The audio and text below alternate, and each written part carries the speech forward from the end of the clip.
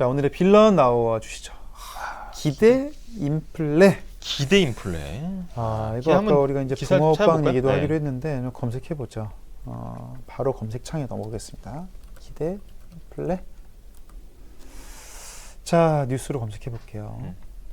나오죠. 자, 10월 기대 인플레 4.3%. 석 달 만에 상승 전환. 자, 코로나보다 무섭다. 40년 전 대인플레. 이건 아니에요. 네. 죄송합니다. 네, 죄송합니다. 기대 인플레 석 달 만에 반등. 뭔가 지금 올랐고 이거 한 번만 더 볼까요? 자, 네. 전기 가스 요금이 기대 인플레이션 끌어올려. 집값 전망은 또 최저. 자, 일단 이거 네. 요 플랜은 아니죠, 그죠? 네. 기대 인플레이션인데 일단 기대 인플레는 인플레이션인 거죠, 일단. 인플레이션인데 우리가 이 기댄다고 해서 이게 이 기대는 게 아니고 그게 기대 인플레이션이가 아니야. 아니고. 예. 오늘 만약에 내일 생일이면 전날에 어떻게 돼? 전날? 어떤 선물을 받을지 기대해야죠. 기대되는 거야. expect. 영어로 expect 하게 되죠. 기대되고 어떻게 보면 이 기대라는 건 뭐야? 내일이 생일이잖아. 그렇지. 그럼 오늘이 생일이 아니고 내일이 생일이면 그렇지. 미래에 대한 얘기를 하는 그렇죠. 거예요. 그래서 이게 인플레이션이 사실은 통계가 나오면 이미 늦습니다. 우리가 예를 들어서 지금 10월이잖아요. 그럼 9월 인플레이션율, 소비자 물가 상승률을 발표하잖아요. 이미 지나간 게 이미 지나간 거야. 그런데 문제는 뭐냐 하면 제일 중요한 거는 이 인플레이션율이 우리가 9월 달에 인플레이션을 가지고 10월 달에 의사결정을 하면 좋은데 그렇게 하지 않는다는 거예요. 염 총장 운전 많이 하시죠? 많이 하죠. 운전 많이 하시죠. 그럼 예를 들어서 네. 하다가 갑자기 사고 차량이 앞에 전했어. 그러면 어떻게? 휙 지나갔어. 그럼 뭘로 봐? 뭘로 봐? 백미러로 보지. 백미러를 보잖아. 백미러는 이미 지나간 걸 보는 거야. 그게 이제 물가지수, 소비자 물가지수가 이미 지나간 게 나오는 거야. 백미러로 보는 거고. 근데 운전할 때 백미러만 볼 수 있어요? 전방 주시해야지. 전방 주시해야지. 전방에 뭐가 있는지를 봐야 의사결정을 할 거 아니에요. 그쵸. 근데 9월 달에 이미 지나간 물가 상승률 가지고 운전하면 어떻게 되겠어? 그러면 백미러만 보고 운전하는 거야. 박살 나지. 박살 나는 거예요. 그러면 사람들이 볼 때 그 인플레이션도 물론 중요하죠. 그렇죠. 한 달 전에 무슨 사고 난 걸 봐야지 일단 저러면 큰일 나는구나. 그것도 보긴 봐야 되지만 앞으로 의사결정할 때 내 임금, 그 다음에 내 소비, 물건을 얼만큼 사고 집을 어떻게 사고 이 소비를 할 때는 앞을 보고 결정하는 거죠. 그렇죠. 이게 왜 중요하냐면 당장 2월부터 택시 요금 오른다고 하죠. 네. 그렇죠. 그러면 예를 들어서 저희 이제 방송사는 새벽 근무자들이 있어요. 네. 저희가 뉴스투데이 같은 경우는 새벽 3시부터도 그 준비를 해요. 그러면은 그때 출근하시는 분들은 택시로도 많이 해요. 예를 들어서 우리가 임금 협상을 해야 되는데 택시비가 4,000원일 때는 내가 월급을 100만 원 받았단 말이야. 예를 들어서 택시비가 5,000원이 돼. 100만 원 받으면 돼요, 안 돼요? 안 되죠. 그럼 그때부터는 일단 더 도저히 안 되겠습니다.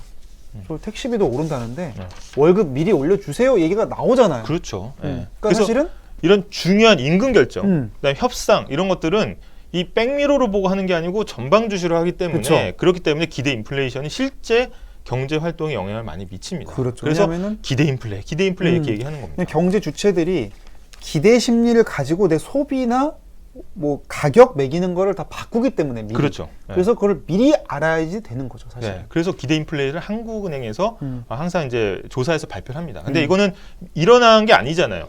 일어난 게 아니니까 이제 서베이 방식으로 설문조사 형식으로 하는데 일반인과 전문가를 나누는데 지금 우리가 보는 것들은 일반인들이 생각하는 앞으로 1년 뒤에 그렇죠. 물가가 어느 정도 오를 거라고 예상하느냐를 조사해가지고 발표하는 게 아까 4.3%다. 그렇죠. 근데 기대 인플레이션이 올랐다라고 하면 정부 당국에서는 어떻게 생각하겠어요? 기대 인플레이션이 오르면 사람들이 인플레이션이 올 거라고 계속 기대하는 거네. 그러니까 월급 더 올려달라고 그러지. 월급 더 올려달라고 그러면은 가격 더 오르지. 그럼 사장님들은 실제 인플레이션이 와. 실제 인플레이션이 와요. 그렇지. 그렇기 때문에 지금 인플레이션의 추이를 따라가면서 경제 정책 하는 것도 중요하지만 기대 인플레이션을 보면서 기대 인플레이션이 과도하게 부풀렸을 경우에는 어떻게 합니까? 기대 인플레이션을 꺾기 위해서 통화 당국이 많이 노력을 하는 거예요. 그래서 구두 개입을 하죠. 네. 그럼 이렇게 말하죠. 자, 우리 내년에 금리 왕창 올릴 거니까 준비들 하세요. 이러면은 사람들이 기대 심리가 어떻게 되겠어? 기대 심리가 그러면은 물가가 많이 안정화되겠네. 그러면은 당장 월급 안 올려달라고 하고 조금 더 지켜보자 이럴 수도 있는 거기 때문에 기대를 계속 누르려는 게 이제 필요한 거죠. 근데 지금 기대가 많이 눌러지는 상황입니까? 그러니까 한국은행에서 우리 금리 많이 올릴 거니까 이제 물가 내려갈 거예요라고 하고 국제 뉴스를 봤더니 어느 것 하나 지금 물가가 안정될 조짐이 안 보이는 거예요. 푸틴은 전쟁하지. 오늘 뭐 얘기 못했지만은 뭐 핵무기 쓰네만에 뭐 이런 얘기도 하고 있지. 그다음에 중국도 막 이러니까 막 돈 빠져 나가지. 교역 그 물동량도 줄었거든요 지금. 교역도 줄지 이러니까 야 이거 이러면은 물가 오를 일만 있는 거 아니야? 거기다가 이제 나오는 거 아닙니까 이제 에너지 요금 오르니까 전기 가스 요금은 아니 붕어빵은 뭐 여차하면 안 먹으면 그만인데 전기가스는 안 먹을 수가 없잖아요. 그렇죠. 그러니까 매달 나가는 게 이렇게 올라 버리니까 저 이제를 못 살겠습니다. 앞으로 전기요금도 매달 오르는데 돈 더 주셔야 되겠어요. 이렇게 된다는 거죠 이제. 하나 중요한 건 뭐냐면은 이 기대 인플레이션이 사실은 아까 점 총장이 얘기했던 게 가장 중요해요.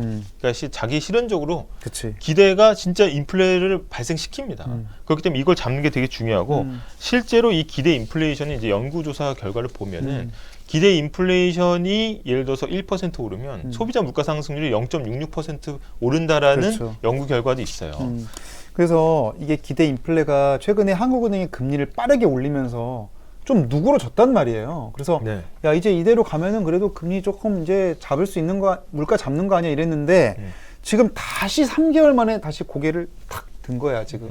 그래서 기사들이 와르르 나온 겁니다 어제. 그래서 요 빌런 사냥, 기대 인플레이션에 최근 쏟아지는 기사들을 보시면 이런 부분들을 좀 알 수가 있고 이 문제는 이게 기대 인플레이션이 체감 물가랑 관련이 있어요. 서베이 방식으로 조사를 하다 보니까 실제로 오른 것보다 우리가 자주 쓰는 물건의 물가가 많이 올랐을 경우에 기대 인플레이션을 끌어올립니다. 저한테 한번 서베이 한번 해보세요. 아니 1년 뒤에 물가가 어떻게 될 것 같으세요? 요새 뭐 붕어빵 한 개에 1,000원에 2개밖에 안 주던데요? 이러면 저도 좀 씀씀이 달리하고 월급도 좀 더 많이 받고 부업도 해야죠. 그렇죠. 오를 것 같아요. 이렇게 얘기를 하는 거지. 그러니까 체감 물가가 어떻게 보면 기대 인플레이션을 가장 빨리 올리는 요소다 보니까 우리 이제 뭐 추경호 경제부총리나 뭐 물가 당국에서 어떻게 합니까? 체감 물가 잡아야 된다. 이런 얘기를 하는 것 자체가 체감 물가가 기대 인플레이션을 올리고 기대 인플레이션이 실제 소비자 물가 상승을 끌어올리기 때문에 이런 관계의 고리를 끊기 위해서 이렇게 정부 당국에서 체감 물가 얘기를 하는 그래서 겁니다. 요새 기름값 많이 떨어져 있잖아요. 예전보다는 2,000원 이하로 내려와 있는데 그게 사실 유류세 인하로 인한 착시 효과긴 하거든요. 그러니까 기름값도 세금 깎아주고 해가지고 체감 물가를 낮추는 거예요. 기름은 매번 주유를 하니까. 그래서 어떻게든 노력을 하는데도 불구하고 외부 요인이 워낙 강하다 보니까 지금 녹록지 않다는 잘 잡히지 않는 거다라는 겁니다. 거기다 또 루치치님 레고 사태가 일더 키웠음 이러셨는데 이것도 지금 불안을 키우는 요소죠. 레고 사태는 이제 어떻게 보면 지금 강원도가 지급 보증을 안 한다고 하면서 이제 발생한 거 아니겠습니까? 채권 시장에서 지금 아우성들을 치고 있어요. 왜냐하면 회사가 자금 조달하는 방식 중에 가장 중요한 게 회사채거든요. 채권 발행이 안 되니까 지금 중소 건설사 같은 경우엔 사실 제가 이제 금융권에 있는 친구들이나 이렇게 물어보면 중소 건설사가 발행한 채권들은 사실 신용 보강이 안 되면 탈리제가 안 된답니다. 아니 아직 지어진 게 아니기 때문에. 그러면 증권사에서 신용 보강 들어가고 지자체에서 신용 보증 들어가야 사실 이게 채권으로서 기능하는 건데 제일 우량하다는 강원도마저 지금 망가졌는데 이 되겠어요? 그러니까 안 되니까 채권 시장이 급냉하고 있다라는 거고. 많은 분들이 큰 희생이 따를 거라고 얘기하는 게 중소 건설사들의 부도가 현실화될 거다 이런 얘기를 하고 있습니다. 부도는 결국 일자리 감소로 이어지고 또 부도 밑에 협력업체들 또 자영업자분들 다 연결돼 있는 거 아니겠습니까? 그러니까 많은 분들이 이런 얘기해요. 타격을 줄 수 있어요. 뭐 그게 이제 이창용 총재도 이게 미시적인 위기에 대한 대응이다고 얘기를 했지만 리만 모먼트라는 게 있습니다. 이게 조금 한 일부분의 경제 일부분의 위기가 한 은행의 도산이라든지 한 이제 건설사의 도산이 이제 전체 경제로 퍼져나가는 걸 리만 모먼트라고 얘기하는데 실제로 연쇄적으로 큰 영향을 미칠 수 있기 때문에 그래서 50조 투입 얘기가 나오는 거죠. 지금 유승민 의원이 이제 국민의힘이지만 이제 어제 경제학자 출신 아닙니까? KDI 연구원도 지냈고 한 얘기도 그 얘기거든요. 이제 IMF가 이 한보그룹의 도산에서 시작이 됐다. 그러면서 그 이 나비 효과 얘기하는 거겠죠. 네. 그 하나가 어떻게 벌어질지 모른다면서 우려도 했는데 저스티스 가스님, 우석건설이란 중견건설 벌써 1차부터 맞았더군요 하셨습니다. 네, 그 시작이죠, 이제. 레고랜드의 이제 강원 중도개발공사가 세운 그 SPC 자산 유동화 회사가 그 발행한 ABCP라는 거 자체가 초단기예요. 3개월입니다. 그렇기 때문에 이 차환, 그러니까 롤오버가 이게 안 되면 그냥 부도가 나는 거예요. 그렇죠. 그래서 3개월을 어떻게 막아? 그러니까 그게 굉장히 어려운 상황이고 그래서 50조를 긴급 투입해서 시장을 안정화시키려고 노력을 하는데 지금 상황에서는 굉장히 좀 어려운 상황이 될 수가 있다라는 겁니다. 자, 여기까지. 이제 네. 기대 인플레 나오면 아시겠죠? 네, 기대 인플레. 이제 붕어빵 보면서 생각하는 거죠. 네, 저놈이 나의 기대 인플레를 높일 수도 있겠구나. 그렇죠. 그러면은 네. 실제로 인플레가 올 정확합니다. 수도 있겠구나. 네, 예. 이런 생각하시면 되겠습니다. 그래서